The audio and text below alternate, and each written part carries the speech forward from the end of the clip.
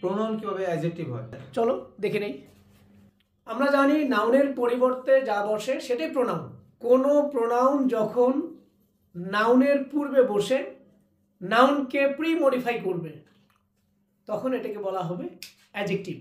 যেমন প্রোনাউন 8 প্রকারের মধ্যে এখানে personal pronoun, demonstrative pronoun, interrogative pronoun, relative pronoun, indefinite pronoun. এরা কি করে নিজে প্রোনাউন হিসাবে থাকে।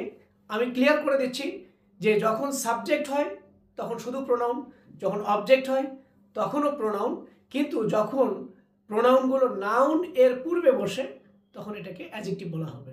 প্রথমে আমরা জেনে নেই ডেমনস্ট্রেটিভ প্রোনাউনগুলো।